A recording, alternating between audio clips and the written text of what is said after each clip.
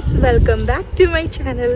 So ഇപ്പം ഞാൻ കടയിൽ പോയിട്ട് തിരിച്ച് വീട്ടിലോട്ട് പോവുകയാണ്. അപ്പോഴാണ് ഞാൻ അറിഞ്ഞത് സ്നോ സ്റ്റോമാണ്. ഭയങ്കര കാറ്റും അതുപോലെ തന്നെ സ്നോയും വീഴുന്നുണ്ട്. ഞാൻ നിങ്ങളെ കാണിച്ചു തരാം എങ്ങനെയാണ്. ഇതാണ് ഇപ്പോഴത്തെ അവസ്ഥ. ഭയങ്കര കാറ്റാണ്, അതാണ് സഹിക്കാൻ പറ്റാത്തത്.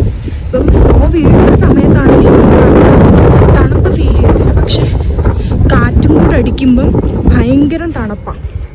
അപ്പം നിങ്ങൾ വരുന്നവർ പ്രത്യേകം ഗ്ലൗസൊക്കെ മേടിക്കാൻ ഓർത്തോളുക. എപ്പോഴും വെതർ നോക്കിയിട്ട് മാത്രമേ വെളിയിലിറങ്ങാവൂ. നമ്മൾ വെളിയിലിറങ്ങുന്ന സമയത്ത് വിചാരിക്കും സൂര്യനുണ്ട് അല്ലെങ്കിൽ വെയിലുണ്ട് എന്നൊക്കെ പറഞ്ഞ് നമ്മൾ ഇറങ്ങും. പക്ഷെ ഇവിടുത്തെ കാലാവസ്ഥ മാറുന്നതെന്ന് വെച്ച് കഴിഞ്ഞാൽ ഒരു ദിവസം ഇപ്പം സണ്ണി ഡേ ആണെന്നുണ്ടെങ്കിൽ തൊട്ടടുത്ത ദിവസം രാവിലെ എണ്ണീക്കാൻ നേരം കാണാം ഫുള്ള് മഞ്ഞ് വീണ് കിടക്കുന്നു.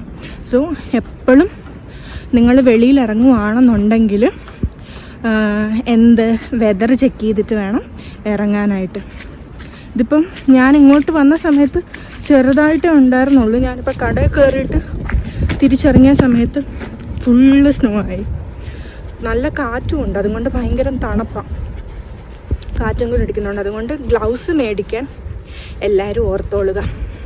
ഇവിടുത്തെ ക്ലൈമറ്റ് ഒരിക്കലും വിശ്വസിക്കാൻ പറ്റത്തില്ല. പക്ഷേ അപ് ടു ഡേറ്റ് ആയിട്ട് വെതർ ഫോർകാസ്റ്റിൽ അവർ മെൻഷൻ ചെയ്തിരിക്കും. ഇപ്പം സണ്ണി ഡേ ആണോ അല്ലെങ്കിൽ സ്നോ വീഴുന്ന ദിവസമാണോ, പക്ഷെ ഞാനത് നോക്കിയില്ല. അതാണ് എനിക്ക് പറ്റിയ അബദ്ധം.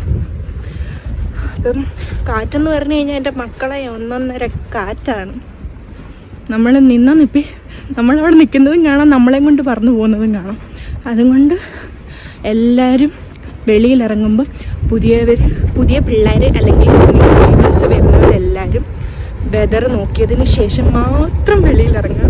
എൻ്റെ മുടിയൊക്കെ കണ്ടു, ഇതാ ഫുള്ള് കാറ്റാണ്. ഭയങ്കര കാറ്റെന്ന് വെച്ചാൽ ഭയങ്കര കാറ്റാണ് ഇവിടെ.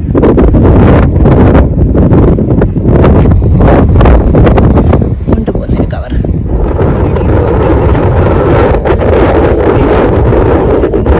തിരിച്ച് വീട്ടിലോട്ട് പോവുകയാണെന്നുണ്ടെങ്കിലും എപ്പോഴും ട്രാൻസ്പോർട്ട് സമയമെല്ലാം നോക്കിയിട്ട് ഇറങ്ങാവൂ. അല്ലാതെ വെളിയിൽ ഇങ്ങനെ ഉള്ള അവസ്ഥയിൽ വെറുതെ ബസ് സ്റ്റോപ്പിൽ പോയി പോസ്റ്റ് അടിച്ച് നിൽക്കേണ്ട കാര്യമില്ല.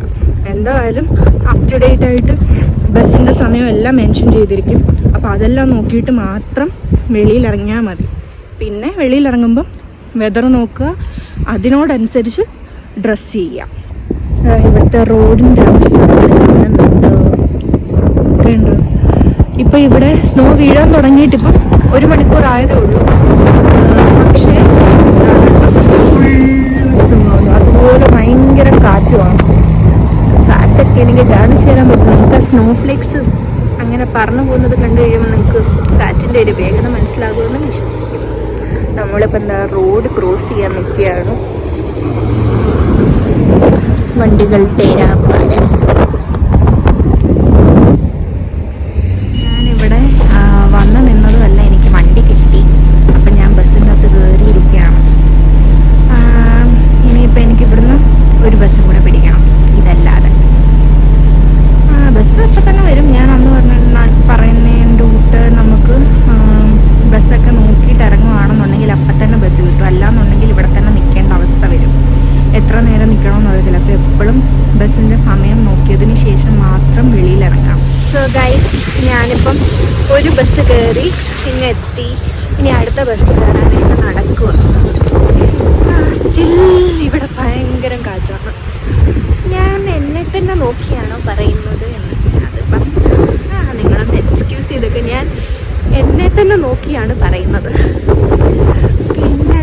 പിന്നെ നിങ്ങൾ വെളിയിലൊക്കെ പോകുന്ന സമയത്താണെങ്കിലും സൂപ്പർ മാർക്കറ്റിൽ പോകുന്ന സമയത്താണെങ്കിലും സൈഡിൽ ക്ലിയറൻസ് സെയിലെന്ന് പറഞ്ഞ് വെച്ചിട്ടുണ്ടായിരിക്കും.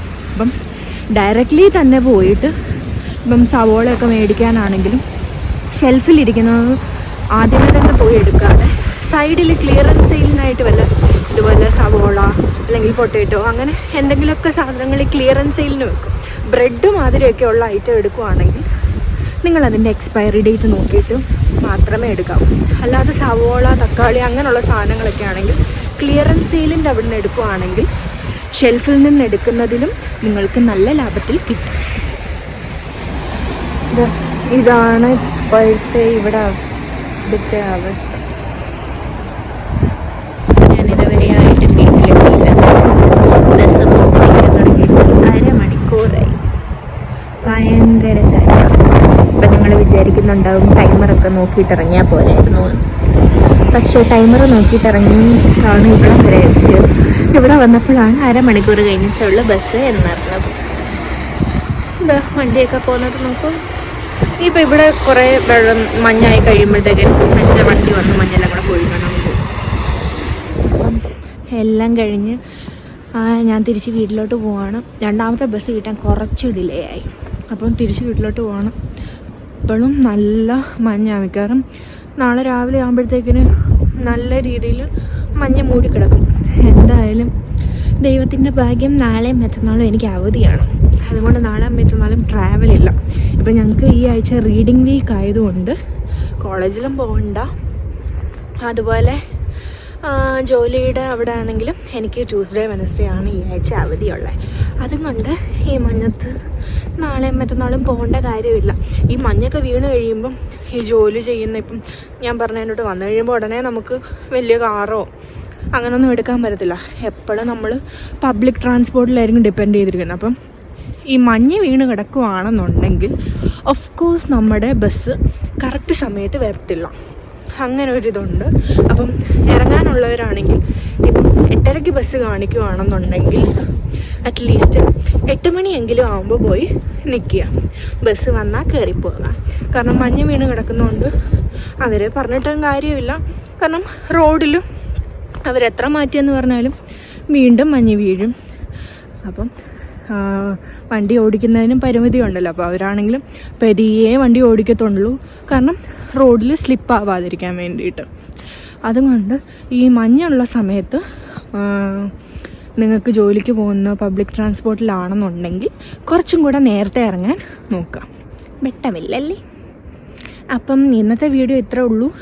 ഞാൻ എന്താ വീട്ടിൽ പോവാണ്. ഇതാണ് വീട്. ഈ വീട് കാണുമ്പോൾ നിങ്ങൾ വിചാരിക്കരുത് ഇത്രയും വലിയ വീട്ടിലാണ് ഞാൻ താമസിക്കുന്നതെന്ന്. ഞാൻ ആ സൈഡിൽ കൂടെ പോകുമ്പം എനിക്കൊരു ഡോറുണ്ട്. ലൈക്ക് ബേസ്മെൻ്റ് ആണോയെന്ന് ചോദിച്ചാൽ ബേസ്മെൻ്റ് അല്ല, ഇവരുടെ ഫസ്റ്റ് ഫ്ലോർ. കാരണം ഇവിടുത്തെ ഓണേഴ്സ് കയറി പോകുന്നത് കണ്ട. അവർക്ക് സ്റ്റെപ്പ് കയറി മണ്ടയ്ക്ക് പോകണം. എനിക്ക് ഡയറക്റ്റ് ഗ്രൗണ്ടിൽ നിന്ന് തന്നെ നമുക്ക് പോകാം. ബേസ്മെൻ്റ് ആണെന്ന് പറയാൻ പറ്റത്തില്ല. കാരണം ബേസ്മെൻ്റ് എന്ന് വെച്ച് കഴിഞ്ഞാൽ ഫസ്റ്റ് ഫ്ലോറിൻ്റെ താഴെ വരുന്നതല്ലേ. അപ്പം ഞാൻ വീട്ടിൽ പോവാണ് ഗൈസ്. അപ്പോൾ ഇന്നത്തെ വീഡിയോ ഇത്രയേ ഉള്ളൂ. അപ്പം നമുക്ക് ഇനി പുതിയൊരു വീഡിയോ ഇട്ട് വീണ്ടും കാണാം. Until then, stay tuned. Ta-ta, bye-bye. Like, share and subscribe. Bye.